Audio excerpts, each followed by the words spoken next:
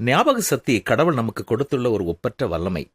பல ஆண்டுகளுக்கு முன் நாம் பெற்று அனுபவித்த சில நன்மைகளை அடிக்கடி நினைத்து பார்த்து மகிழ்ச்சி அடையவும், கடவுளுக்கு நன்றி செலுத்தவும் ஞாபக சக்தி நமக்கு மிகவும் உதவி செய்கிறது.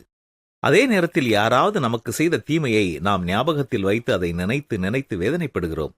நமக்கு தீமை செய்தவர்களை பகைக்கிறோம், வெறுக்கிறோம். சில வேளைகளில் எப்படி அவர்களை கட்டுப்படுத்துவது என்று எண்ணி எண்ணி நம்முடைய நேரத்தை வீணாக்குகிறோம். உங்கள் ஞாபக சக்தி உங்களுக்கு நன்மை செய்கிறதா அல்லது தீமை செய்கிறதா? உங்களை மகிழ்ச்சியாக்குகிறதா அல்லது வேதனையும் வருத்தத்தையும் பகை உணர்வையும் வளர்க்கிறதா?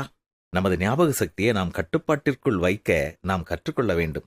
எப்படி பள்ளி பிள்ளைகள் ஞாபகத்தில் வைக்க வேண்டியவற்றை ஒரு ஆசிரியர் மீண்டும் மீண்டும் ஞாபகப்படுத்துகிறாரோ, அதேபோல நாமும் நல்ல நிகழ்வுகளை மீண்டும் மீண்டும் சிந்தித்து பார்த்து கடவுளுக்கு நன்றி கூற வேண்டும்.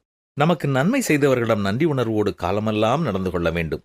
ஆனால் தீமையான அனுபவங்களிலிருந்து கற்றுக்கொள்ள வேண்டிய பாடங்களை கற்றுக்கொள்ள வேண்டுமே ஒழிய, கடந்த கால தீமையான அனுபவங்கள் இன்றைய நமது நல்ல குண நலன்களை கெடுக்க அனுமதிக்கக்கூடாது. இன்றைய நமது சந்தோஷத்தை பாழாக்க விடக்கூடாது.